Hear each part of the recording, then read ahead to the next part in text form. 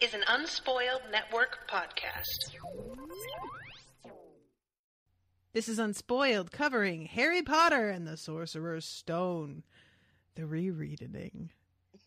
Chapters 6 through 10. I'm not going to read all these chapter names. In these chapters, Harry meets Ronald Weasley.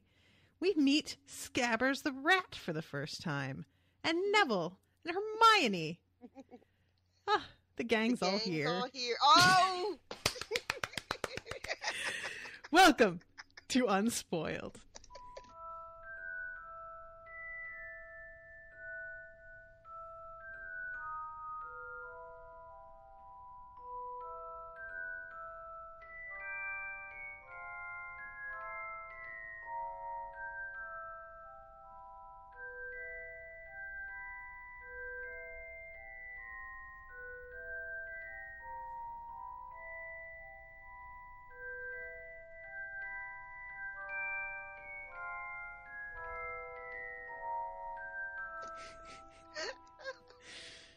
I like that we both are so delighted by that, even though it's like the tritest, most obvious sentence. Oh, we're so creative. Look at it. I think it's cute because we're equally lame. That's what brought us together, truly. I could see your lameness from a mile away, and it spoke to me, to my soul. Across the room, our eyes locked and said, everything is terrible. Welcome to the show, everybody. My name is Natasha. I'm Rashawn. And this is Unspoiled, the show where one host doesn't know what the fuck is going on. Except, this is a rereading, so she does. So, how did you feel? First of all, you got a fancy copy of this book. I did. Let me pull that shit out. It was from, it was from Catherine Gianelloni, I believe is how you say her last name. The same lovely lady who sent me my headphones and bath bombs and all kinds of stuff. While we were recording last week, it was so funny. You had just said, I don't have a hardcover copy. And it wasn't like 3 minutes later that I got a message from her on Facebook that was like, hey, what should I get Rashawn? And I was like, oh shit, I know exactly what you should get her. So how was it reading this version of it? It's beautiful, guys. It's the illustrated copy of The Sorcerer's Stone, and it's got all these lovely, oh my god, Hagrid's little tiny pink elephant. Why is it so tiny? It's so tiny. Because he's gigantic. Oh, it's the best. It's beautiful. Lush. That's the word that when you go through, because everything's all glossy. Mm-hmm. This is a beautiful book. The picture of the Dursleys in the first chapter. Oh, it's horrible. Yep. They are so just disgusting looking, and just the Dudley, and it made me hate them. I didn't know I could hate them more, and yet here we are. Dudley's baby pictures. Oh. Those crank me up. They're just all like perfect circular faces. I love this so much. And I had said a while back that I wanted to use the illustrated copy for the reread, but I forgot about it for last week's episode. So I used the regular book. And then once I thought of it to buy you, I was like, oh, why am I not doing that? What the fuck? It's part of my like display in my office. So it kind of, I forget that it's there because it blends into the background with my display stuff. But yeah, so. Yeah, it's gorgeous. So thank you again, Catherine. It was a lovely gift. And I also got a gift today. It came. I haven't even taken a picture yet to put it on the group. Woo. Priscilla, Nappy, I think the last that's name. Always how I say it in my head. Henceforth she shall be known as. She sent me a Hogwarts library, which is this cute little volume that has the 3 books in it. It's got the Tales of Beetle the Bard, Quidditch Through the Ages, and Fantastic Beasts and Where to Find Them. So I'm jealous because mine only has the 2, but I could only find the one with the 3 on Amazon. They didn't have it like in stores anywhere anymore. Yeah. So yeah, that's where this one came from. So I haven't even opened it yet, but it's waiting, sitting on my little bookshelf. And thank you so much for that. That was really sweet. That's awesome, too, because we're planning on doing those books as extra stuff for patrons. Yes, we are. So we were going to have to get you those copies anyway. So thank you, Priscilla, for that. And while we're doing this, I'm going to say hi to new patrons. We don't have any new donors for the GoFundMe. But if anybody should choose to donate, I am formulating a plot for a special reward that I'm going to do, like maybe a special live episode or something as a thank you for patrons or for donors to the GoFundMe. So I will keep you all appraised of that, but I have to figure out exactly what I want to do because I don't want to make all these promises about something awesome that I can't wind up following through on. Mm-hmm. So stay tuned. Yeah. If you should do something, there's probably a good chance that I may join you for that because I would like to say thank you as well. That would be awesome. And so, in the past, our like live ventures that Rashawn and I have tried to do, they haven't worked out real well. But I've started using YouTube Live, and the bandwidth for that is significantly lower than Crowdcast was. So I'm kind of optimistic that it would actually work for you, as opposed to all the other services that we've tried. You can do multiple people. You use that for the broad defense calls? Broad defense calls and for the book clubs now and the cocktail hours. Yeah, that's what I've been using. Okay. All right. And yeah, it seems to like people who come and chat in the chat box too say that it works better for them than Crowdcast did. So, you know. Well, that's promising. Yeah, that's something that we can look into is doing something. Maybe that can be a special thing. Yeah, and I really just flat out refuse to do any more live ones because it was so terrible for me. But I'm not against doing them. It was just the process of it was just, such a pain in the ass, and I just would get so irritated. Which I sympathize with because I would have quit myself if I could have because I was so annoyed too. So if this works really well, then maybe we can go back to adding that. Ooh, that'd be fun. Doing occasional ones for finales of books and things. Mm-hmm. All right, so new patrons this week. We have Ariel Elena Feek, Emily Daniel, Sarah Sanders, Simone Solar, Andrew Nguyen, Amy Lucas, Katie Hansen, Nikki Caro, and Nikki is the one who's helping us out with our plane tickets, Karen J. Horlocker, and Natalia Shabashova. Oh, that is a fucking fun name to say. That's awesome. Shabashova. I like it. It sounds like a spell. Shabashova! He cried. Maybe you should stop saying it. I said it 3 times. Oh, shit. Where's the salt?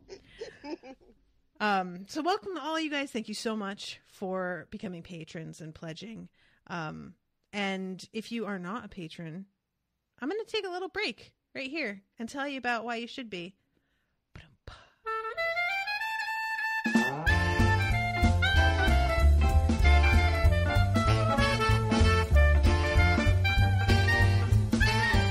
I just want to give you all a really quick taste of what you get for $1 a month. Strap in, guys. It's an exciting ride. This is Unspoiled, patrons only. Covering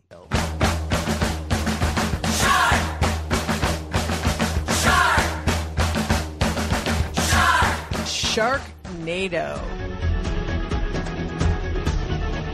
Jessica Jones,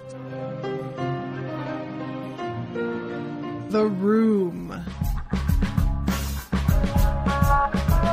Luke Cage, Take my love, take my land, take me where I cannot stand. Firefly,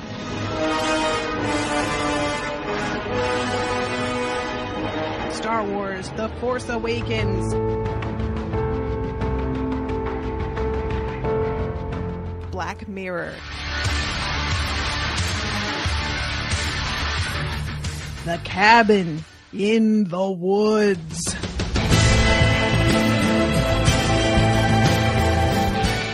Sherlock,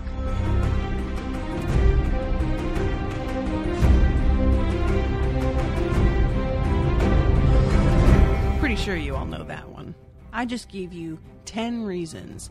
10 reasons And that's not even all of them. We covered Ghostbusters. We covered the Avengers. We covered Civil War. We're going to be covering all kinds of stuff in the future for Harry Potter, special episodes on the movies, and on Fantastic Beasts and Where to Find Them, and on some of the side story books, and on Cursed Child. There is going to be so much stuff coming up, and it's $1. You guys, for realsies, you should do it. Become a patron. Patreon.com/unspoiled.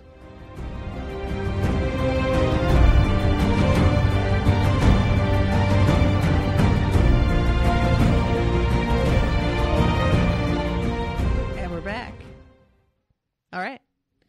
It's fun because with magic, I can make it seem like we went somewhere and that you listened to another thing when in fact only 3 seconds went by. All right. So thank you to everybody. Patreon.com/unspoiled if you'd like to pledge, and if you'd like to donate, because even if I haven't decided what the reward will be, everybody's names who donated will be there from the beginning, so you'll be included in this from whenever you decide to donate. But it's gofundme.com/unspoiled HP world is the link that you're going to want. And yeah, we'll figure something awesome out. So thanks to everybody who has thought of us and has donated and helped us out and pledged. All right, so the journey from platform 9 3/4, chapter 6. This is the one where Vernon Dursley is a petty little bitch. Yeah, super petty. Oh, I hate him so much. I was, so for the reread, I was surprised again, and I'll probably say that a lot, how excited I was to be going to the station. Aww. And I had forgotten just how petty Uncle Vernon is at this last moment. The way he practically runs from the station after there's no 9 3/4 platform, like pointing and giggling as he runs away. Oh my god, he basically is, honestly. And then there's the line where like Harry watches the car drive away and they're all just laughing hysterically. It's terrible. I hate them so much. Yeah, they're just awful, awful people, and I hate that they are a thing. We did a cocktail hour for $3 and up patrons last weekend, or last Tuesday, actually. And Chris was there, and he was saying that he doesn't want to go back and read the first book because the Dursleys are just too cartoonishly awful, and that it's just like hard for him, which I totally get. But because they're cartoonish, or just because they're so awful? He says it's because it's cartoonish. Like that for him, the first book was really hard to get through. And that they are so extreme and so cartoony and so Roald Dahl-esque that it was hard for him to really like buy it as because he feels like what they're doing feels like she's tiptoeing around what actual abuse is like. And he says he would have preferred if she actually like dug in and had them be outright abusive. Right. I don't agree. I feel like this is what abuse can look like sometimes. Yeah. Also, I don't know if that would have one for a children's book. That's what I said. Yeah, I was kind of like, I don't think that's what she was really going for. She didn't want to go down that road. No, this is like what I would call like fairy tale abuse. You know, where you get that it's pretty fucked up, but it manifests in, oh, you can't go to the dance, you have to stay home and clean the house. As opposed to we're just going to beat the shit out of you with rods and shit, which is probably more accurate of what was happening. Yeah, I mean, they do say constantly how a good beating would fix him. Like, the Dursleys are, like, them and Marge at one point in the third book says that, so. Yeah. But we never see it. And I'm thankful that we don't see it. Oh, yeah. Same. So, he takes him, drops him off, they drive away laughing. Harry is sitting there totally panicking. And he's like 10 minutes away from missing the train. Yeah, it's close. Yeah. And he's asked somebody, and the guy is just like, what the fuck are you talking about? Won't help him. Because he can't help him. I shouldn't say won't, like he's just refusing. Yeah. He has no idea how to help him. And it's funny because I had forgotten again how little Harry knows about what is actually happening. Like he asked the cop or the station guard or whomever, and the guy is like, well, where's the train going? And other than the name Hogwarts, Harry has no idea. No idea. Like, Got where in the nothing. country is it going? Nothing. He's like, I think it's in England. Psych, Scotland, baby. So, and then we see our first Weasley. Yay! And I was so happy. I love. There's this fan theory out there that Mrs. Weasley could tell that Harry was a wizard because of the owl, and that he was lost and alone, and so she yells, packed with Muggles, of course. What platform is it, dear? Even though she, of course, knows what platform. Every child of hers has gone to Hogwarts. I thought that reading it this time, I was like, that's a really weird thing for her to have to ask. Of course she knows where she's going. Mm-hmm. I didn't think anything weird about saying Muggles. But the fact that she's like, oh, what platform is it again? I was like, why would she say that? Mm-hmm.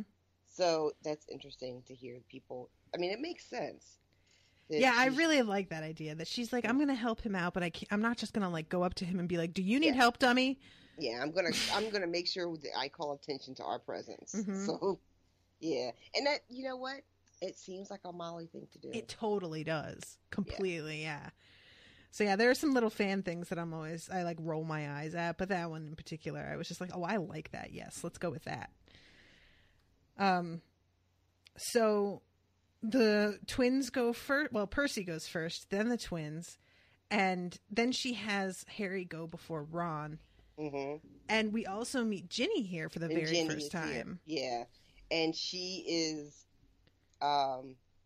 smitten with Harry immediately. Yeah, just by his name, really. He's a celebrity. And she's super like heartbroken that she can't go with everybody to school. Which is like one of those things where it's like, oh, you're young, you'll learn. I remember that feeling. I don't know if I told the story when we first recorded, but Harry is 11, right? Mm-hmm. So I don't remember how much younger Jenny is than them. Is it like 2 years? Yes. Yeah, so she'd be 9. Right. So when my brother was almost exactly this age, he went away to boarding school. And I was devastated that I couldn't go. And I remember driving to drop him off, and the school he went to was a very old style school. So it was completely surrounded by this giant old stone wall. Oh, that's cool. All the way around the property, except for these giant wrought iron gates that was the only way in and the only way out of the property. Like these big black gates, would swing open. Mm-hmm. And then you drive down this long driveway, and then finally, like, the school sort of rises up at you. And I was in love. And that sounds pretty badass. It is. It's really nice. And I was inconsolable that he was going and that I could not go with him. So yeah, I understand this feeling that Jenny has. What was that school? Where was it? It's here in the city. It's called Girard College. Okay. It's actually like in Fairmount, going towards North Philly. Okay. And it's just been around for a couple hundred years, and it was initially a school for orphan boys, and then when my brother went, it was still only for boys, and it had to be, I think the only requirement was that you had to be from like a single parent home. Oh, so that's really specific. Interesting. Yeah, it was like, his will was super specific. Like his endowment was just for like orphaned, obviously white boys who, and then they had to go to court and everything in the 60s to get it integrated. And then I think when I was 13, they started letting girls go. And so now that they have girls there too. Huh. Yeah, it's kind of sad because it turned into a day school. It's not like a sleepaway overnight for certain grades anymore. But anywho, that's interesting though. That's cute. All right, so they get on the train, and I love too meeting Percy and him being fucking pompous already because he's a prefect. I loved it before they get on the train, and someone says something, he's telling Molly he's got to get on the train early, because Mm-hmm. he's a prefect. And the twins are like, "You're a prefect? Why didn't you tell us?" I can't believe you didn't say something. Oh, I love the twins. It just makes me so sad. Yeah. The young twins, before the horrible thing happens, they're just so full of, I don't know, shenanigans, that they're fun every time they show up. Shenanigans is a good word. It's one of my favorite birds. So he gets on the train, and I love this. Harry felt a great leap of excitement. He didn't know what he was going to, but it had to be better than what he was leaving behind. Been there. Right? So Ron comes and sits with Harry, and there's this awesome moment. Are all your family wizards? Yeah, I think so. I think Mom's got a second cousin who's an accountant, but we never talk about him. I love that. And Harry's thinking to himself, the Weasleys were clearly one of those old wizarding families the Pale Boy and Diagon Alley had talked about, which is so telling, because technically yes, but also very much no. Yes, yeah. And of course, for the first time reading it, I have no idea what the difference is. Mm-hmm. Yeah, they sound like an old wizarding family. All wizards, except for this one mysterious cousin that nobody talks about or whatever he is. Yeah, it sounds exactly like what Malfoy was telling us about. But no, it's something completely different. It's just amazing, the little moments like that on the reread that are just totally different now. And then, later in this chapter, when Malfoy makes that crack about Ron and, you must be a Weasley. Mm-hmm. More freckles. Lots of freckles and more kids than you can afford, or something he says. Mm-hmm. Just then you're like, oh, I see what you are. Yeah, he outs himself real quick. Yeah. But, he had kind of outed himself to us in Diagon Alley. He outed himself in terms of his overall attitude, yes, but he hadn't gotten specific about what. Exactly. Yeah. We knew he was a piece of shit, but we didn't know what kind of piece of shit. There we go. Yeah. But now we're getting an idea. So Harry buys all the snacks and stuff after they've been talking for a while. I can't wait for this in Wizarding World. Lady, those chocolate frogs are so good. They're huge too. I like, and there's so much to appreciate during the reread. Harry, coming from the Dursleys, has every excuse to be awful now that he's got a pocket full of money, right? But his first instinct is just to share everything with Ron, which I think is pretty remarkable. Yeah. He could really be very stingy because he has not had anything ever. Yeah, he says that he had never had anything to share with anybody or anyone to share it with. Right. So it's a combination of I have the resources and I have a friend. Yeah. He could have just been focused on the resources. Because when you come from not having anything, sometimes, that can feel like it will be enough. Usually you learn later that it's not. But, for a little kid, that would have been understandable to me. Yeah. And he doesn't make a big deal. He just buys the stuff and brings it back and is like, oh, you can have what you want. Yeah. He even says oh, I'll trade you. I'll take your sandwich. But nobody wants that sandwich. Nobody wants that when there's all this candy. But, I appreciate him trying to help Ron save face. It's just, it's a remarkably compassionate way to deal with someone that you've just met that's obviously embarrassed, and I don't know, it's very Harry. I think that's a key element too, is that Ron is clearly also has to deal with not having enough, and Harry knows what that feels like. Yeah. And so there's definitely the empathy there of him being like, oh, well, I can fix that for somebody else, and I wish somebody had fixed it for me. Right. So let me help you out. I had a moment like that today with a friend where I gave her a little bit of money, and she was just like, but you're broke. And I'm like, yeah, so I know exactly what it's like to be negative in your account. take this money. It's okay. Yep. Because that is part of why a lot of the poor are the ones that are for social programs, because we fucking know. Yeah, because we kind of sort of get it and believe us when we tell them.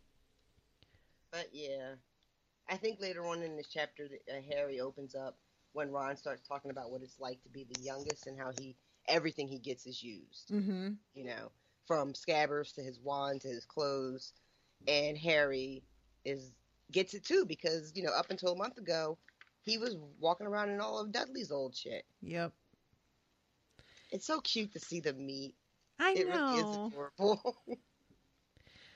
So he opens the chocolate frog card, and I love the illustration because it's supposed to be like what the card would look like if you got it, because it says his name at the top, and he's eating lemon drops. I would love to know the significance of the other things in this painting, because there's a little, maybe it's supposed to be the elixir of life in the red bottle, I wonder. I don't think I am. It's on page 84 is the illustration. Okay, wait. My 84. Oh, okay, I got you. All right, sorry. And he's got, so there's like a little red bottle with like a gem in it, which I think might be the elixir of life. I don't know what that like weird canopic jar is. There is some knitting, which is pretty great. And there is a like, what is it called? Penny foil? Money foil? It's one of those coin trees that has like the little paper coin shaped leaves. Oh, yeah. I don't know what those are. I don't think I realized those had names. And there's a fucking praying mantis on it.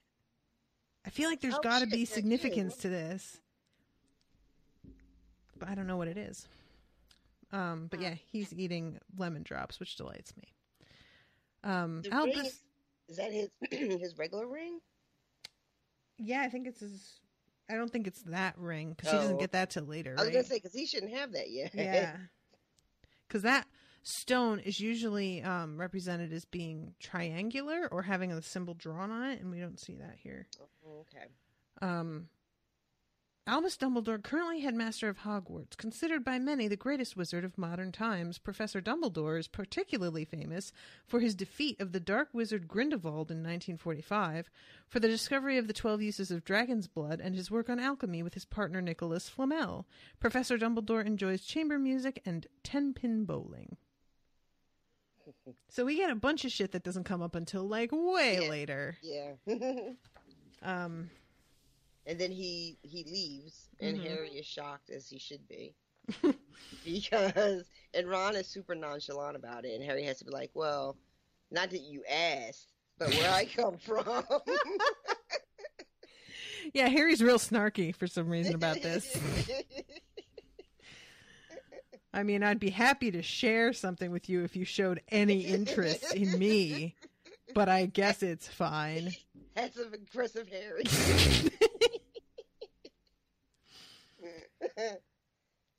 So then they eat some of the beans, and that's fun because we did that, and you know how horrible that can be.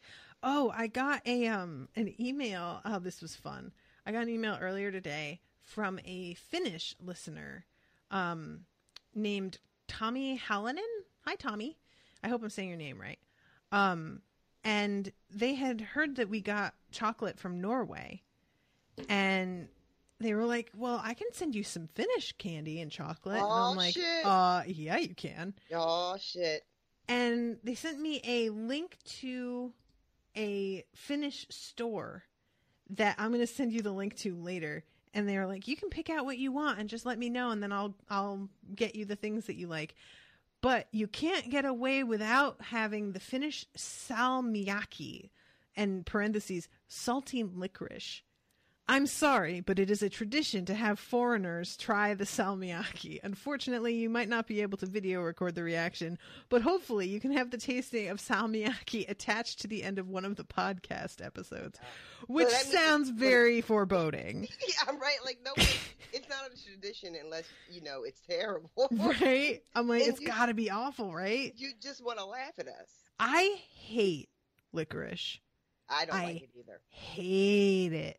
So, Tommy, I will make you a deal that you get me plenty of delightful Finnish chocolate, and I will take one for the team and taste your salmiakki, which is just salty licorice. Just why?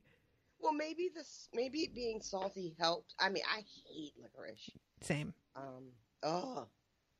Maybe the salt helps it. Maybe. Not be, I don't know. Not be disgusting? I doubt it. It's so terrible. My father-in-law loves anisette, and I cannot even smell it. Yeah. My father, growing up, aguardiente is a very popular drink in Colombia, a liquor, and it smells like anise. And him and my uncles would get hammered on that stuff. And their breath would smell like it. And it was like one of those potent liquors that just having the top off, you could smell it in the room. Mm-hmm. Oh, man. That might be where my hatred of that comes from, is from my dad being wasted with all my uncles on it. They would get real red in the face. But it might just be because it's terrible. I know one person who likes licorice, and they're 90 years old, so they don't really count because there was no good candy when they were a kid. So of course they like trash. That is exactly the demographic. I think Owen might like it too, but he's 90 at heart. Owen is an old man. He really is. I love you, babe. I know you're listening and going, God damn it. But you know I'm right. He's the guy who shakes his fist at the kids these days. He's fucking Grandpa Simpson shaking his fist at the clouds. I should get him a cane. Oh my God. And have the cane be a fist, so he doesn't have to shake his fist. He can just shake his cane. So I would donate to that GoFundMe. So Neville comes around and he's trying to find his toad, Trevor. And Hermione comes up behind him and catches Ron when he's about to try turning Scabbers yellow. And he uses the spell, Sunshine Daisies Buttermellow, turn this stupid fat rat yellow. And surprise, it doesn't work. I have heard theories that it is a spell that does work, except that isn't a real rat. Oh, so it doesn't work because he's an Animagus and not an actual rat. Okay. Which I kind of love, that theory. Yeah. I like that too. Anything that ties things together for later, I'm always just like, ooh. I like that when Hermione comes in, Neville has already come in and asked them. Oh, yeah. If they've seen the rat. And so the fact that when first time we meet her, she's just coming in, doing some shit that someone's already done, so she's already a pain in the ass. Yep. She's like, well, you probably just didn't ask right. Which, And they said she has a bossy face. Yes.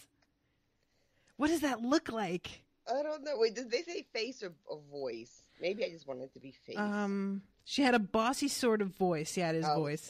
Lots of bushy brown hair and rather large front teeth. Are you sure that's a real spell? Well, it's not very good, is it? I've tried a few simple spells just for practice, and it's all worked for me. Nobody in my family's magic at all. It was ever such a surprise when I got my letter. But I was ever so pleased, of course. I mean, it's the very best school of witchcraft there is, I've heard. I've learned all our set of books off by heart, of course. I just hope it will be enough. I'm Hermione Granger, by the way. Who are you? Girl. See, I forgot that those extra evers. And I'm really glad that is not something to carry through. That would have just worked my last nerve. Yeah, it seems like she really does overcompensate a lot when she's first meeting people. Or maybe just hasn't gotten that kind of consciousness yet that comes with a little bit of time around people. That's really nice of you, because I was totally blaming that on the writing. It could be that too. I like to think though that it's her specific because that doesn't pop up with anybody else. What, that type of... Yeah, the way that she's saying that, like the speech pattern and saying ever, ever. Oh. Nobody else does that. I thought that was just a way to tell us, like a writing choice to tell us something about Hermione. Okay. And that sort of over eagerness, and I don't know what to call it. I know it's something that I do with certain friends of mine when I am going for that type of effect. Like, I'll jokingly use extra evers. I have a friend who is I couldn't even describe her to you guys, but you all would love her because she's just the best. And she just really her whole aesthetic is just, she just likes like Victorian age stuff. Okay. You know? She likes like, you know how you can put where you work on Facebook and where you live and all that stuff. You can name it. Her says she works at the Ladies' House of Antiquated Chicanery. Oh, I love it. Right? So she's the best. So if I'm talking to her and she's like asking to see us or something, I'll be like, oh, that'd be ever so pleasing if I could see you tomorrow, or, good morrow to you and stuff like that. But so that's what it makes me think of. It just feels very, doesn't feel like you really talk that way. What is yours? It's Worldwide Outrage is where you work? Yeah, my place of employment is Worldwide Outrage. I love that. Chief Indignation Coordinator. Mine is just Boss Bitch. Yeah. I love it. One of my favorite things when you get in like little Facebook arguments with people is when they go to your account to try and find some shit to like throw in your face. And I cannot tell you the number of people who are like, at least I went to a real school and not Hogwarts. And I'm like, that's a joke, right? Like, they're genuinely trying to insult me with the joke that I made up. Like, what do you think is happening here? Do you think that I like dropped out of school and so I just say Hogwarts because I don't want to admit I didn't finish school? Is that what you think is happening? Because I suspect that's what they think is happening. And I'm not, I'm not an expert, but I'm going to say most people don't like take that tack. Anyway. So Harry mentions that he does not know what Quidditch is, and Ron takes it upon himself to explain all of that stuff. And then here comes Draco. Yeah, because we couldn't just have a whole chapter full of awesomeness. Nope. Oh. Is it true? They're saying all down the train that Harry Potter's in this compartment, so it's you, is it? Yes, said Harry. He was looking at the other boys. Both of them were thick-set and looked extremely mean. Standing either side of the pale boy, they looked like bodyguards. Oh, this is Crabbe and Goyle, said the pale boy carelessly, noticing where Harry was looking. And my name's Malfoy, Draco Malfoy. Ron gave a slight cough, which might have been hiding a snigger. Draco Malfoy looked at him. Think my name's funny, do you? No need to ask who you are. My father told me all the Weasleys have red hair, freckles, and more children than they can afford. Yeah, we are making fun of your name, and you also name your own child Scorpius, so you deserve it. The end. Did we talk at all before about the idea that the Weasleys represent, like, who they represent, like, as far as class-wise in England? Like, whether they might be, I'm thinking, like, Catholic and Irish because of all the kids and the red hair. That makes sense, actually, yeah. But we did not talk about that, no, to answer your question.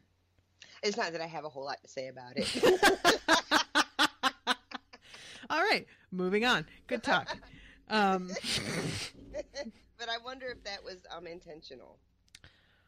I mean, it probably is, even if it's not conscious. Mm-hmm. If you grew up there and that's just part of like your understanding of the class system, then I could see that happening completely without really meaning it initially.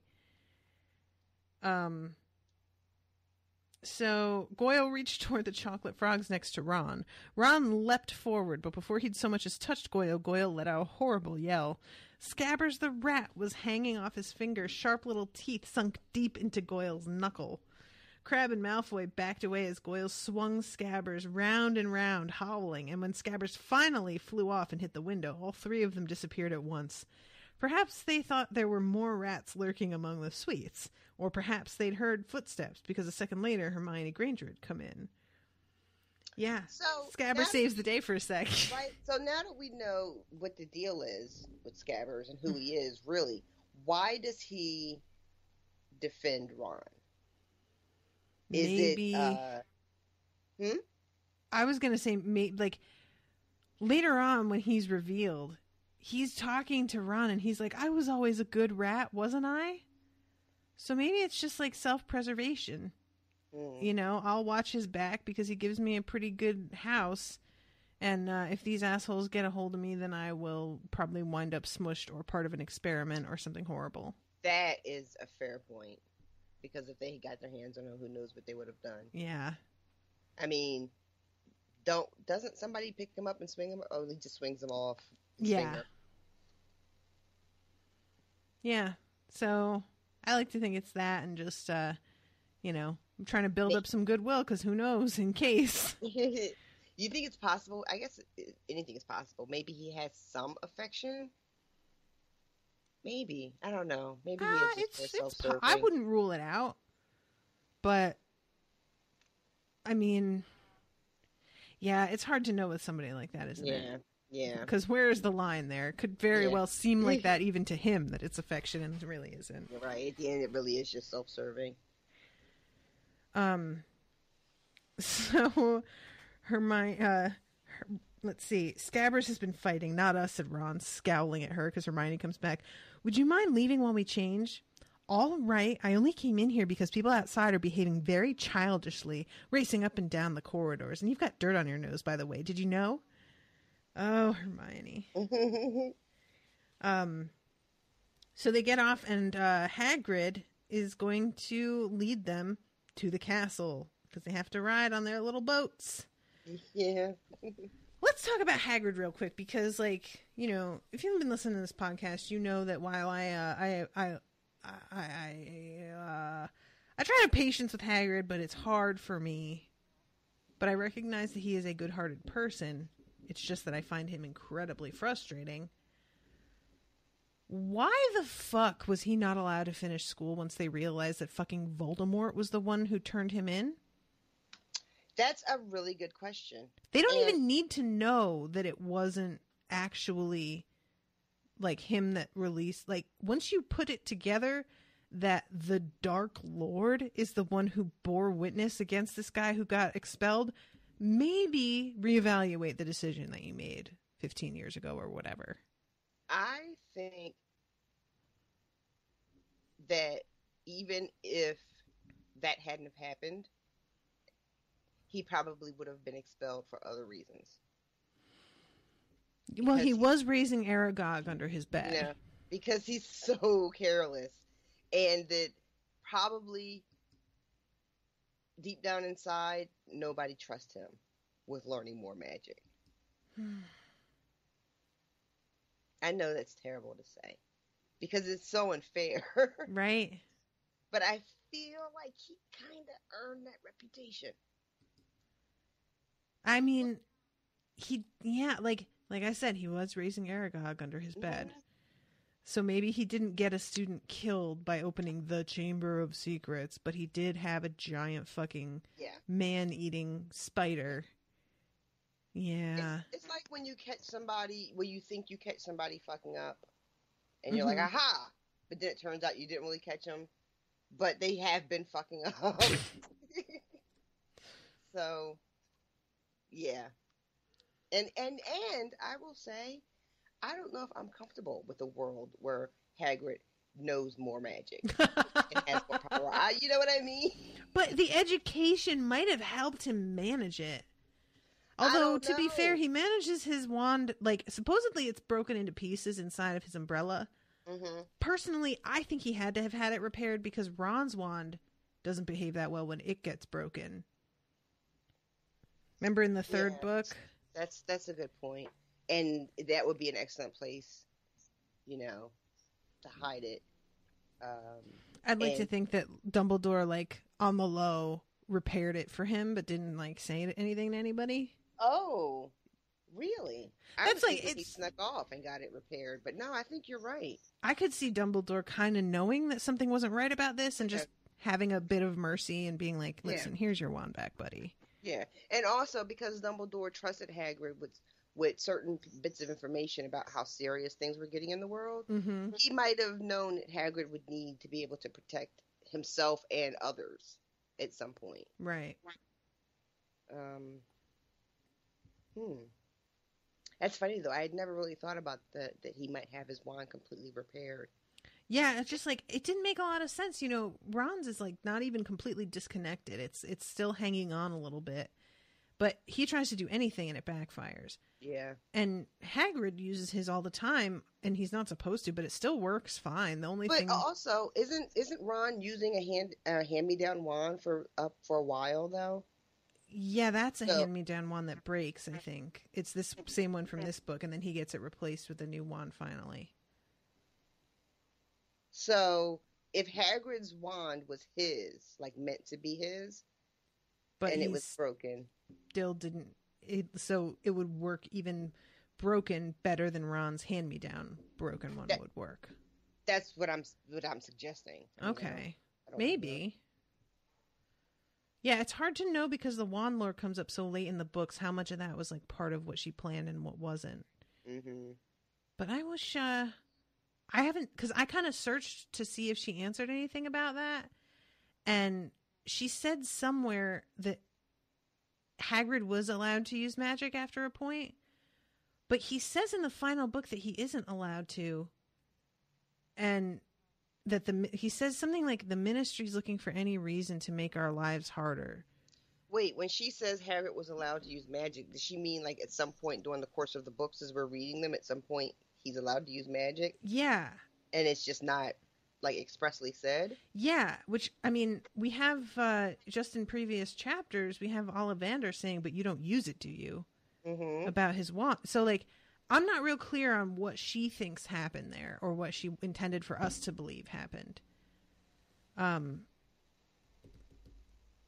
it's also sort of weird, like, the idea that he got expelled, and that means that he just can't use magic anymore? Like, if you don't go to Hogwarts, are you allowed to use magic? It seems like you could just go buy a wand if you're in school or not. I assumed that he was allowed to stay contingent on agreeing not to use magic. That was my assumption. Oh, okay. Okay, that would make more sense. I like that. And that he agrees to it in his limited way, just out of his respect for Dumbledore. Mm-hmm. Yeah. Okay. Because you're right, Dumbledore is not the boss of everything. Right. Hagrid could just be like, all right, well, I'm going back to wherever he lived before he came to Hogwarts, which we don't really, and just, have a wand and whatever, just be out there being a half-ass wizard. They're badass wizards and they're half-ass wizards. Which one are you going to be, buddy? Half-ass good.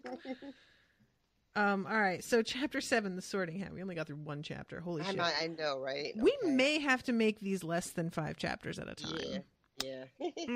So it does. So they are going to the sorting ceremony, and they do not know that it is a sorting hat at this point. So Harry is just about sick with fear. Yeah, and there's all kinds of, upperclassmen telling the younger kids, what to expect, and it's these wild stories. And they had talked on the train, because of course Harry has no idea about the houses, and I think maybe Hermione brings it up, and Ron is having a little anxiety because everybody in his family is Gryffindor, and there's like thought of what if I don't get sorted there, and it's when I read it this time, it felt like there's like a certain amount of shame, like at the idea of what if I don't get picked to go to Gryffindor, but also like a little bit of wouldn't it be nice to have something that was mine? Yeah, I see that. I'm the only one. Aren't I special? So, and also they're standing there and all the ghosts come through the walls. Yeah. And that illustration is pretty cool. I was just going to say, yeah, this is pretty neat.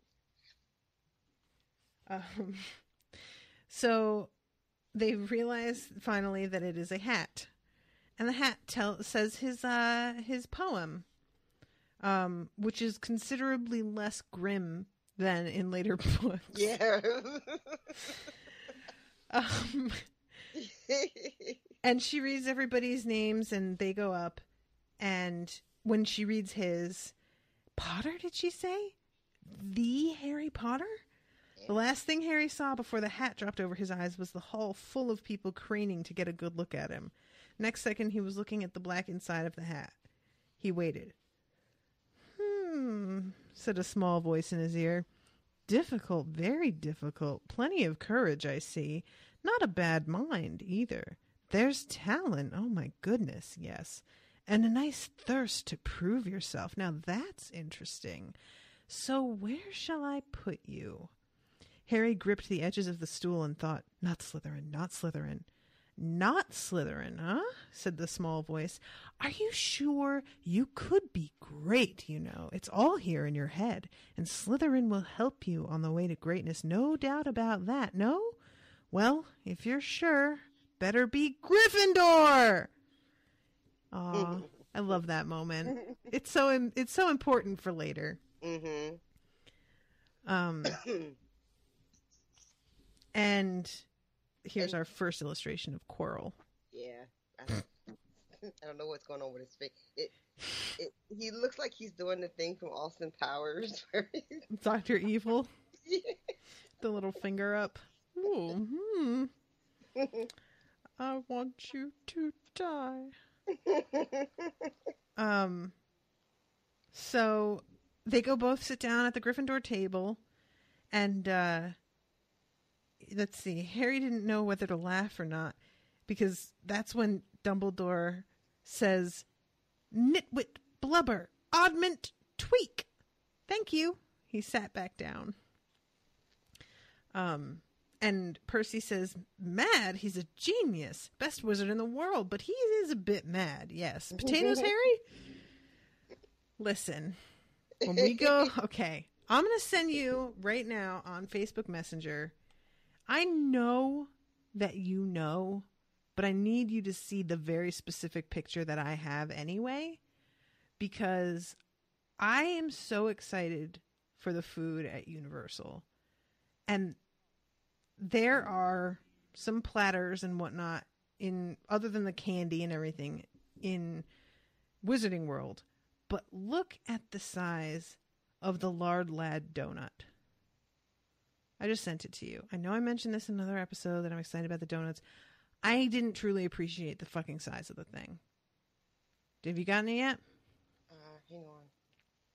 These things are about 8 inches across. Jesus Christ. You see that shit? Oh, that is happening. Is it really? I'm afraid of that. You better believe it.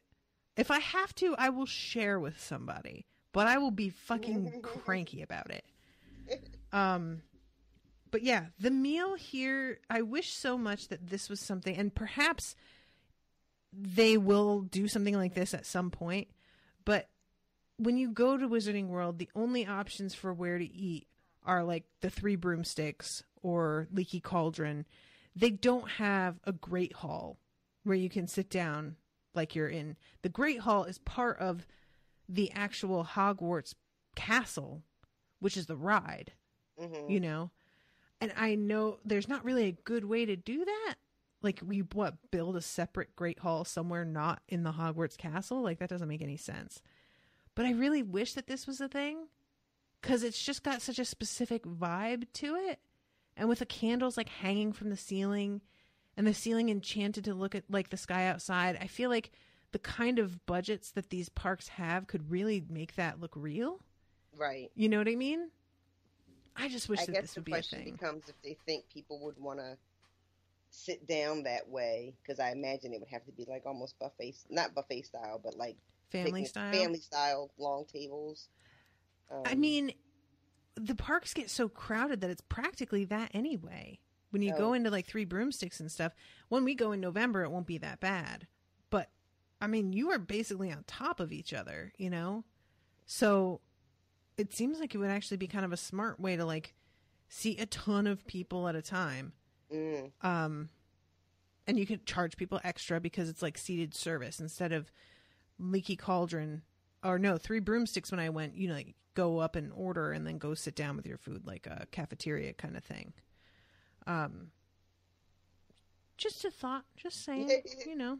Universal, if you're listening. If you're listening, add another floor to the Hogwarts building. No big deal. Take care of that, please. So let's see. Moving this along. Because I'm sorry, we're going so slowly. They have their dinner. There's this whole thing with Nearly Headless Nick, with Harry talking about Quirrell, and he feels the pain in his head when Snape turns and looks at him. So this is the genesis of him feeling like Snape is the bad guy. Yep. Yeah. It could be read so many different ways when you first read this. You know, like did Snape do that to him? Or is it just a reaction to Snape? Because, you know, I remember being like, oh, that's Snape. Like, I forgot that Quirrell was even sitting there. Right.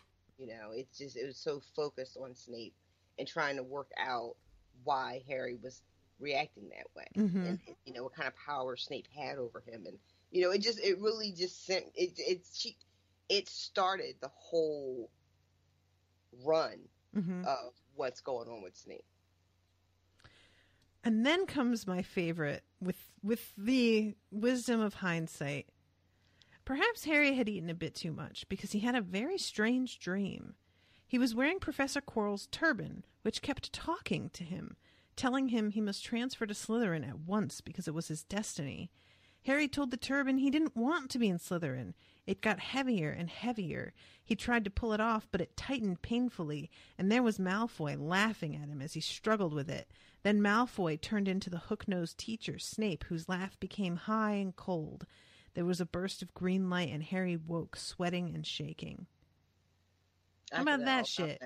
I forgot all about that. She's fucking like, yeah, that fucking turban will talk to him. Yeah. It's right there, guys. There. It's right there. And just like Harry, I forgot it all the very next day. Sneaky little monkey she is. Sneaking that in there. Oh, rolling.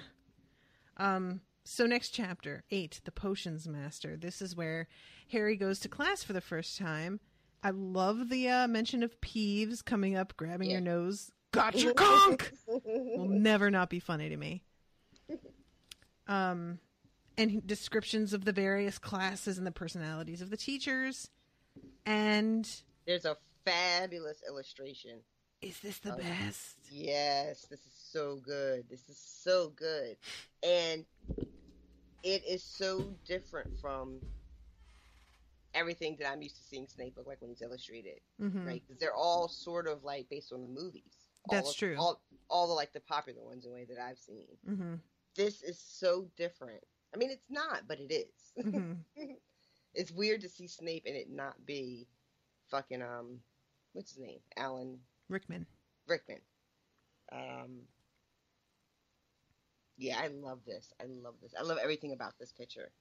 There are some weird things in jars behind him.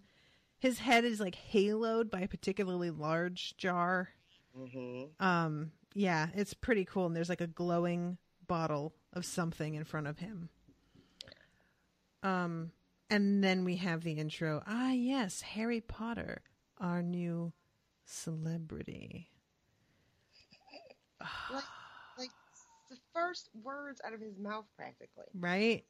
And you're just being shady and rude for what I, as the first time reader, thought was no good reason. You know? Fucking petty. Potter, what would I get if I added powdered root of asphodel to an infusion of wormwood? All right. Hold on. I'm going to look this shit up because there's a thing here. Powdered root. Here it is. Like fucking Google knows the shit I'm on. Here it is. It auto-completed. I put powdered root and it was like of asphodel to an infusion of wormwood. Yeah, we got you. Shit. All right, Google. According to Victorian flower language, asphodel is a type of lily, meaning my regrets follow you to the grave. And wormwood means absence and also typically symbolizes bitter sorrow. Ooh. Right? If you combine it, it means I bitterly regret Lily's death. Oh, shut up. Right? Shut up. Now, how did you even, like, that's just a thing that somebody figured out? And somebody it figured it out, and now it's everywhere. Yeah. That is crazy. Right? That's crazy. Okay. This is why the rereads are important. That's bananas. I know. Yeah, this is all shit that people like sent him. They were like, don't forget to tell her about this and don't forget to tell her about this after we finished. And I was like, I am not going to do any of this right now. It'll be way more effective if we reveal it as we go during the reread. Because just saying it isn't like, without the context, it doesn't really mean the same thing. I don't know, sir, said Harry. Snape's lips curled into a sneer. Tut tut, fame clearly isn't everything. Let's try again, Potter. Where would you look if I told you to find me a Bezoar? Bezoar? Yeah, sure. I like the last one. If that means anything at all. I don't know, sir. Thought you wouldn't open a book before coming, eh, Potter?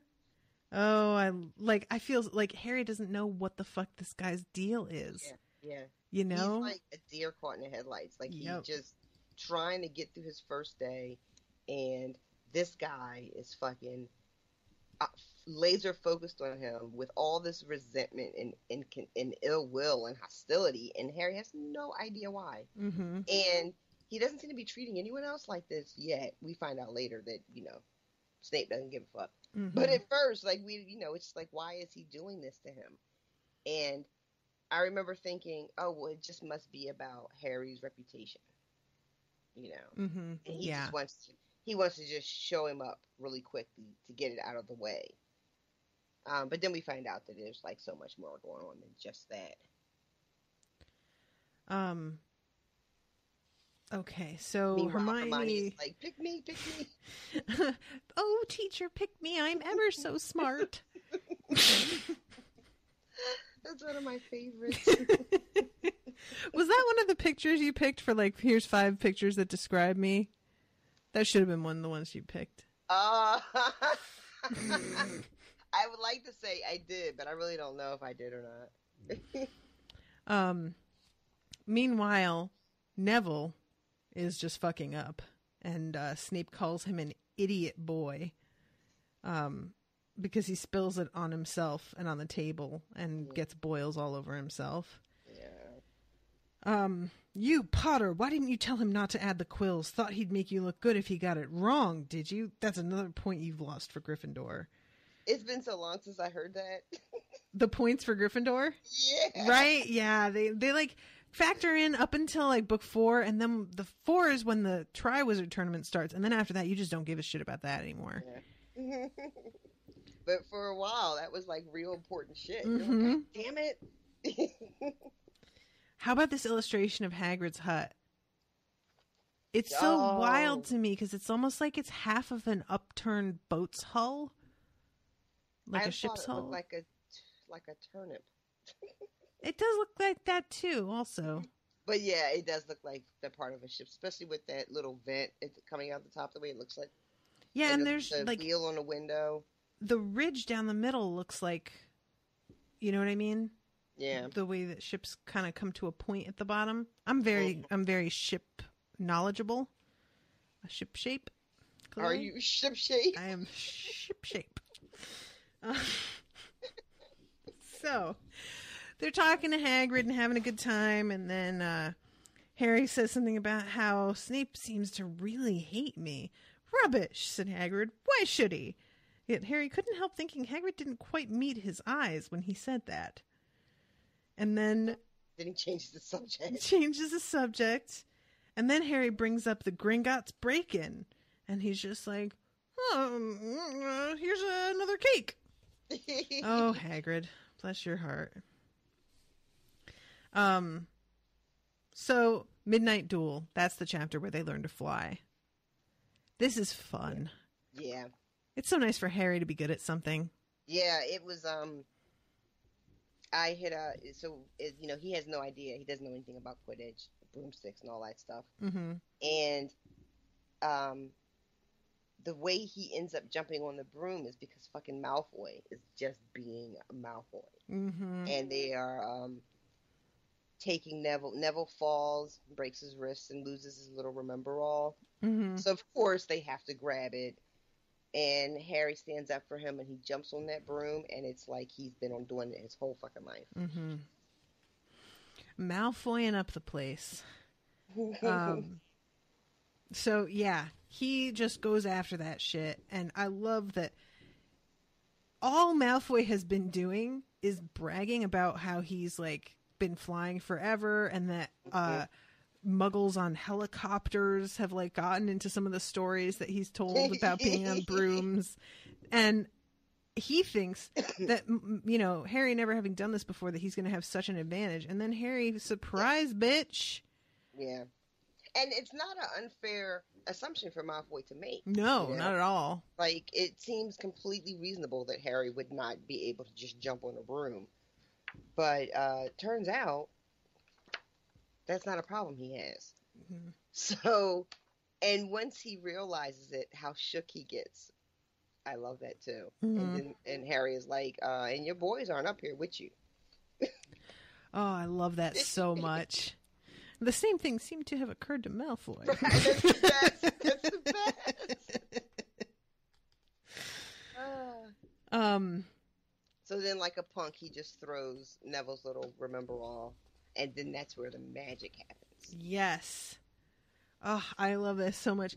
Harry saw, as though in slow motion, the ball rise up in the air and then start to fall. He leaned forward and pointed his broom handle down. Next second, he was gathering speed in a steep dive, racing the ball. Wind whistled in his ears, mingled with the screams of people watching. He stretched out his hand. A foot from the ground, he caught it just in time to pull his broom straight, and he toppled gently onto the grass with the Remember-All clutched safely in his fist. Harry Potter! Oh, McGonagall! This was the best, too. This is the best, too, because you're just like, oh, shit, this is a problem. And she looks furious, or at least seems like she's furious. How dare you! Might have broken your neck! I love that she's so, like, fucking competitive. Yeah. That is like, that's like the only thing that can trump rules for McGonagall, right? Yeah. And it really only does it in rare cases, but this was a case. Yeah. And we see it a little bit later with like points. But this is, because we don't know anything about her. Well, we know a little bit about her because we met her in the first chapter, Mm-hmm. but we don't know a lot about her as a teacher at the school and as a head of a house. Mm-hmm. So she shows up after they've clearly broken the rules. Yeah. She shows up. Some of the kids are like trying to defend Harry. It wasn't his fault. It was Draco. And she just doesn't even give anybody a chance to finish a sentence. Mm-mm. She practically drags him off the field by his ear. Yeah, that's pretty much the image that I have in my head. And you feel like, oh, this is like a terrible way to start. Especially considering he just found something he's good at. You're just like, oh. Right? You're like, and it's already fucked up. You're not going to be on a broom for another 2 years. But she takes him to meet, what's his name? Wood. The boy's a natural. I've never seen anything like it. Was that your first time on a broomstick, Potter? Harry nodded silently. He didn't have a clue what was going on, but he didn't seem to be getting expelled, and some of the feelings started coming back to his legs. He caught that thing in his hand after a 50-foot dive, Professor McGonagall told Wood. Didn't even scratch himself. Charlie Weasley couldn't have done it. Wood was now looking as though all his dreams had come true at once. And I don't know if you remember, but when we learned about McGonagall after the books were over, she was a Quidditch player. Oh, So, that's right. Yeah. That's right. So she's got a lot invested in this, just like because of her personal history. And when he tells Ron about it later, he's just fucking flabbergasted. Yeah. Because she is like going to have a special exception made for him to be able to play on the team as a first year. And I really loved how quickly it switched, you know, from her just being a stern sort of disciplinarian to finding out, oh no, there's this other side of her. And even though she seems rigid, she, like you said, she'll bend the rules for certain things. For certain things here and there. I should have been more clear. I meant any examination set by a competent teacher. Oh, McGonagall, I miss you so much. I just want her to have her own like spin-off series, The Adventures of Professor McGonagall. I would be so here for that. Can we please? I want to know everything she was doing during this whole fucking. Oh, I'm just thinking now. My brain's going. There must be like just reams of fan fiction out there. I was just thinking the same thing. I was like, well, if you really want to know, I bet you could find it. Ugh. But then you're like, do you really want to know? I don't want to read that. She'd hook up with Filch or something fucking god-awful. Or Trelawney. Oh, no. No. So Harry gets approached by Malfoy, who wants to have a midnight duel with him. And Hermione flips the fuck out hearing that they're going to do this and tries to stop them. And they're just both like, you know, mind your own goddamn business. And she's like, well, it is my business because you're going to lose all our house points. And they're just like, whatever. And Neville was stuck outside the portrait hole because he couldn't remember the password. Oh, Neville. Right? This Neville, early Neville. He's rough. It is rough. It's really rough. You know, you forget by the time you get to the end of the stories just exactly how far Neville had come. You know, what a mess he was at the beginning. Which, of course, makes where he goes all that much more meaningful and fulfilling. However, reliving it in the meantime is super painful. And we've got a little while to go with this Neville. Yes, several books. Yeah. Yeah. Okay. The illustration, by the way, it's on page 129 and 28 of the suits of armor. Yeah. I don't know if you noticed, but like there's one that's wearing like a beanie, another one's wearing a scarf. The one on the end has a pair of underwear pulled up over his bottoms. Oh God, yeah, you're right. I just kind of enjoy that detail. And then you can see the silhouettes of the boys in the background running. And it turns out that they got set up. Yep. And that fucking Malfoy is not here. He just told Filch that there were going to be some people out of bed. Sorry, I said you can see the boys running, but Hermione's with them too. I forgot. Oh, yeah, there she is. I didn't even... Yep. There's I guess this is Peeves, this illustration. Fucking Peeves. He's got like a clown's... Like an old-fashioned clown, though? Yeah, yep. Kind of like the... what do they call that? Commedia dell'arte? You know those like trope... Oh, yes. You know what I'm talking about. Yeah. I do know what you're... yeah. It's got a little Guy Fawkes thing going on, too. Yeah, well, I don't know about that. This was not how I pictured Peeves. This is one of the only illustrations that I'm kind of like, I don't think so. Yeah, this isn't what I pictured either. And I know that I did watch the first movie and I saw Peeves in it. But for the life of me, I can't. Is there no Peeves? There's no Peeves in any of the movies. Because I was just going to say, for the life of me, I can't remember what he looks like. But that's why I can't remember what he looks like. Okay. I picture Peeves looking like Casper the Friendly Ghost, but with the face of the bill from the cartoon about how a bill gets passed. Oh my God, you stop it right now. Do you know what I'm talking about? Of course I know what you're talking about. With the kind of big blobby nose. That's so funny because I just thought to myself last night that there's a clip of The Simpsons doing a takeoff of that I need to post. So I have to make sure I do that tonight. I don't like this Peeves. I always thought of him as being kind of. Do you know how the what was the ghost in Ghostbusters name? Slimer? So his body kind of looks like that, a little bit narrower, so it's like more wispy. Okay. But his body is really nebulous like that. Like it doesn't really look like a human body. Mm-hmm.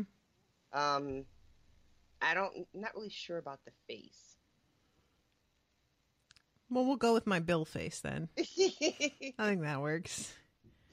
Yeah, I don't. Sitting here on Capitol Hill.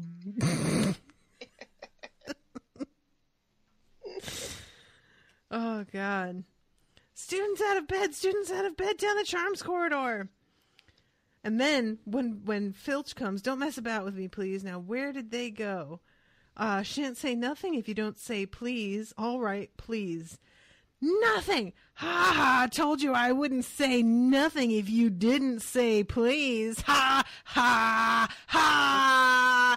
And they heard the sound of Peeves whooshing away and Filch cursing in rage. Oh, Filch, you doof. So they're running and they hide somewhere, and it turns out to be, surprise, the room with the 3-headed dog. Forgot all about this too. I'm shocked that this did not warrant an illustration. Yeah, it's a weird choice, right? Yeah. I feel like Peeves could have been like a little small illustration like Quirrell was on that other page, and then we'd have a big dog illustration. Yeah. But on that page too, on page 133, it's just a giant blank spot. Exactly, right? Perfect spot. Maybe it was just going to be too difficult, and he was like, never mind, I'll save it for the big finale when they go see the dog again. Maybe. All right, so last one, Halloween. Awesome pumpkin illustration. Love it the most. With a spider sitting next to him. By the way, you're going on that ride. Yeah, we're going to talk about that because that's not going to happen. It's super happening, and you're just going to conveniently forget about it because I know how your brain works.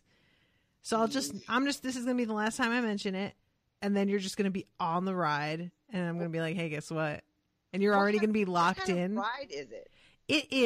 It's really hard to describe because I've only been on like one ride that's at all similar, but it's basically they take you through some of the like adventures that Harry Potter goes on specifically in the Forbidden Forest. And it's almost like a series of like little dioramas, but they put the like little car that you're in like moves up and down and side to side, and you go into the diorama, and then the things start to move around you, and there's like wind blowing and like water spraying. So it's like it feels like you're in it, you know? So it's not like an amusement park ride. It is an amusement park ride, but it's like a Disney World type of amusement park, not like a Six Flags. Like it's a small world a little bit, except maybe it moves a little bit more as opposed to just being on a boat that floats through. It's way, way more interactive and way more intense than Small World. It's like I said on Facebook in the group, it is probably the best ride I've ever been on. I got off of that shit and I was just like, oh my God, that was so fun. Holy shit. And I like turned around and went right back into the line. Yeah, we'll have to see because I don't ride them. I don't do roller coasters. I don't do things. It's not a roller coaster. I don't do any of those types of rides. I don't do things that spin you around real fast. I don't do any of that stuff. It doesn't spin you around. Like it moves you around, but you're not spinning and it's not going like a roller coaster like that. It's so hard to describe because I've never been on anything that moves like this does. it feels almost like you're on a like pivot, and it goes up and down, and then it'll turn but stop quickly, like at a quarter turn where there's another scene waiting for you to like jump into. I'll have to take a look and see what it looks like. It's like there's got to be videos on YouTube and stuff of it. I'm sure there is, yeah. But also I don't want you to like spoil it because it's not going to be the same if you know what it is, really. I don't know. Yeah. Well, Yeah. all right. So Halloween, do not open the parcel at the table. It contains your new Nimbus 2000, but I don't want everyone knowing you've got a broomstick or they'll all want one. Oliver Wood will meet you tonight on the Quidditch pitch at 7:00 for your first training session. Harry had difficulty hiding his glee as he handed the note to Ron to read. A Nimbus 2000, Ron moaned enviously. I've never even touched one. I love it. I love it. And let's see. Oh, and of course Hermione's pissed that he gets this awesome reward for breaking the rules. Breaking the rules, yeah. And then Harry goes to his first, basically a tryout, but like, you know, he's a shoo-in kind of tryout. Yeah. With let's see what you got. Yeah, exactly. And he learns the rules of Quidditch and everything, so we could just skip over that because that's nothing. And then the first charms class, when of course Hermione is perfect and makes the feather float in the air just the way that she's supposed to. There's a little bit of a problem with Ron, which doesn't take long. No.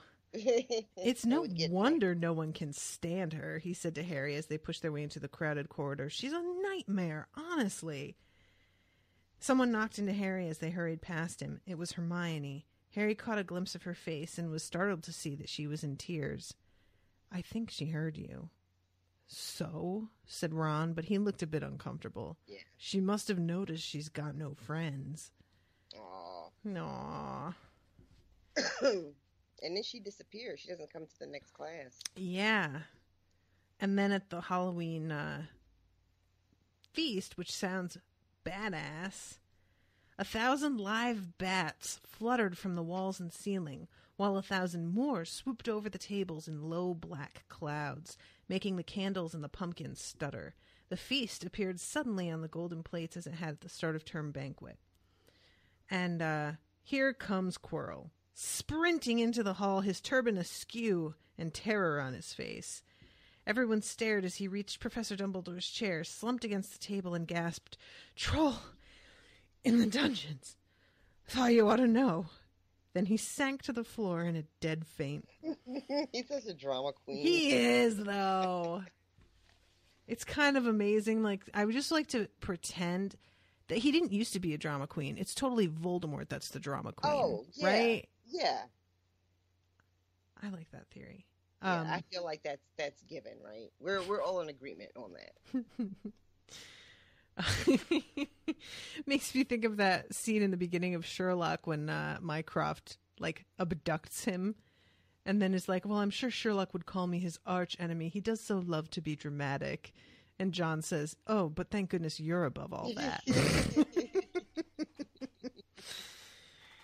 Oh, okay. So they realize that if she is in the girls' bathrooms in the dungeons, that's where the troll is, and that they need to, like, you know, get her out of there. But when they go down, they chase the troll into, or they don't chase it, but they wait for it to go into a door and lock it in there without realizing that the room they just locked it in is the fucking bathroom. Yeah. So they turn around and go back, and they start to fight it, and Ron shoves his wand up its nose, and Harry uses Leviosa to crack it over the head with, or no, it's Hermione. Oh no, it is, okay, so Hermione had sunk to the floor in fright. Ron pulled out his own wand, not knowing what he was going to do. He heard himself cry the first spell that came into his head. Wingardium Leviosa! The club flew suddenly out of the troll's hand, rose high, high up into the air, turned slowly over, and dropped with a sickening crack onto its owner's head. So, it was Ron. It was not Ron either of saving them. the day. Ugh, I got it totally wrong. Right? The very first time he's called upon, he's the one that saves Hermione.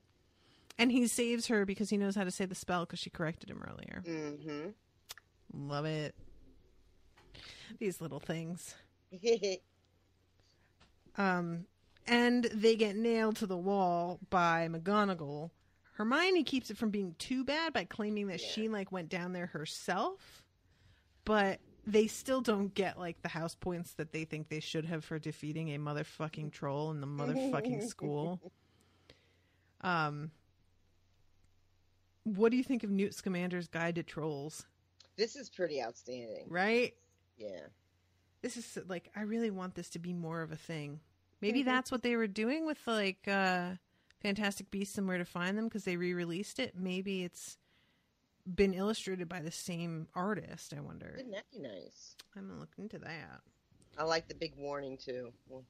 Warning. Trolls are bad-tempered, no-mannered. Unpleasant, with little intelligence and no personality. And they end with, but from that moment on, Hermione Granger became their friend. There are some things you can't share without ending up liking each other, and knocking out a 12-foot mountain troll is one of them. End of chapter. Yeah. So what do you say we go with 3 chapters next week? I think that's a good call, because that took us a lot longer to get through than I think we expected. It sure did. God damn. But it was super fun. And I really enjoyed doing it with the illustrated copy. And I'm really excited because the second book, there's an illustrated copy out for that one. The third book, it's going to be out in October. So chances are we'll have started it before that's, or maybe even finished it by the time it's out. Which is too bad. But what are you going to do? Yeah. One a year, though. That's a pretty steady clip to be keeping it up at. This artist must be going, especially as the books start getting longer. Did they just start putting these out? Yes. Oh, okay. Owen gifted me Sorcerer's Stone on my birthday, the first year that I moved down. Oh. And then, because they always come out the first week of October, and my birthday is the 1st. So that I got Sorcerer's Stone and I got Chamber last year, and I'll probably get, I'm guessing, I'm not making presumptions, right. I'm saying. So, but it would stand to reason. Yes, if we follow tradition. All right. Well, I did all the announcements at the beginning of the episode, so we can just wrap up here. All right. Thank you guys so much for listening. I hope you've been enjoying the reread. And, come say hi. Facebook.com/unspoiledpod, Twitter @unspoiledshow. I am on Twitter @Natasha Writing. The show is on Instagram @unspoiledpodcast. And, unspoiledpodcast.com. And there's a contact us because a lot of people have been asking me, how they can send us stuff. I have my P.O. box listed on the website if you go to contact us, but Rashawn's address is not there. So she gives out her work address so that y'all crazy creeps don't come to her house like a bunch of weirdos. And because also because she doesn't trust her mail people. Oh, that too, yeah. And her work, they've got security, so that's helpful.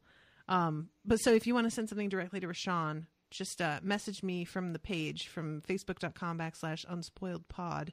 Message me on there, and I will give you her work address if you want to send something to her. That's it. All right. All right. Thank you, everybody. 3 chapters next week. 3 for next week.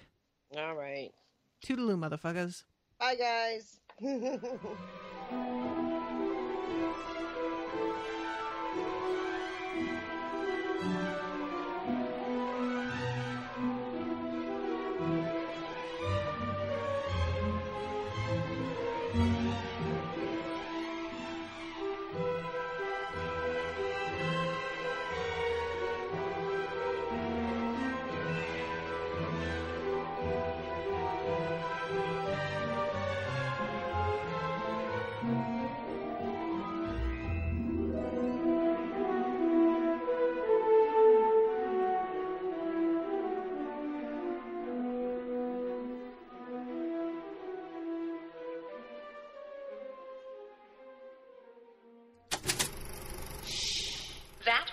Unspoiled Network podcast.